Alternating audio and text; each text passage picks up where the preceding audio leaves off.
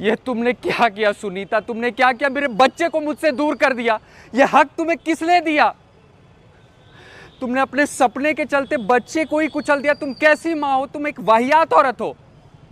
तुमने क्या कर दिया? मैं सपने देख रहा था कि मैं अपने बच्चे को चलते हुए देखूंगा, उसके तिलकारियों को सुनूंगा। ये तुमने क्या किया?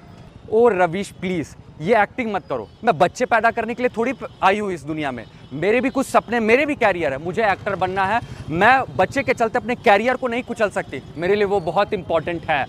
वकील साहब मेरी मदद करिए। क्या मैं इतना भी हक नहीं रखता पति होने के नाते कि मेरी पत्नी मेरे से एक बार पूछे, कंसर्न ले, बच्चे को गिराने से पहले, अबॉर्ट करने से पहले? उसने 2 मरतबा, जबकि मैं बच्चा रखना चाह रहा था, मेरा परिवार बच्चा रखना चाह रहा था, उसने 2 मरतबा बच्चे को गिरा दिया और मेरा कंसेंट, मेरी हामी भी नहीं उसने ली। मैं क्या करूं वकील साहब? मैं परेशान आ चुका अपनी पत्नी से।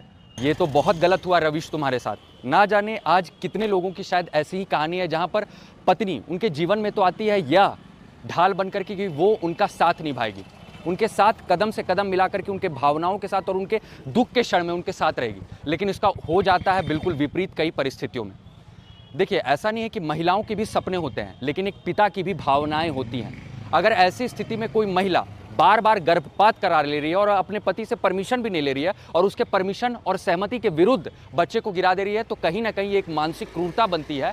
क्योंकि जब एक दंपत्ति विवाह करते हैं तो यह उनका ये भी एक सोच होता है कि वो आगे प्रोक्रिएशन ऑफ चिल्ड्रन करेंगे, यानी कि अपनी पीढ़ी को और वंश को आगे बढ़ाएंगे। लेकिन ऐसी स्थिति में एक महिला अगर बार बार गर्भपात करा रही है, अपने पति का सहमति नहीं दे रही, तो ये मानसिक क्रूरता होता है। और इसी को देखते हुए आंध्र प्रदेश हाई कोर्ट ने 2016 में शिल्पा वर्सेस प्रवीण के जजमेंट में ये बात बोला था कि यह एक वैलिड ग्राउंड बनता है कि अगर पति बिना मर्जी, अपने पति के बिना मर्जी के या अपने उसके सहमति के बिना अपने पति के अगर गर्भपात बार बार करा दे रही है, तो ऐसी स्थिति में यह मानसिक क्रूरता, और इस आधार पर पति चाहे तो पत्नी से यह आधार बना करके, मानसिक क्रूरता आधार बना करके तलाक ले सकता है।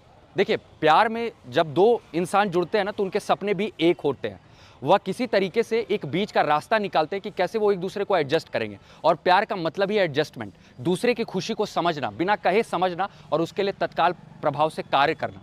वो बिना कहे आपकी बात को समझ जाए और आप उसके बिना कहे उसके दुख को समझ जाए, शायद यही प्यार होता है और यही पति पत्नी का रिश्ता होता है। लेकिन अगर आपकी पति या पत्नी आपको सिर्फ दुख देते जा रही है, तो ये मानसिक क्रूरता है। प्यार में बराबरी ज़रूरी है और रिश्ते में भी ये ज़रूरी बात है। महिलाओं के सपने होते हैं, लेकिन इसका मतलब ये नहीं कि महिलाएं अपने सपने के चलते अपने पति के और एक पिता के भावनाओं को ही कुचल दे।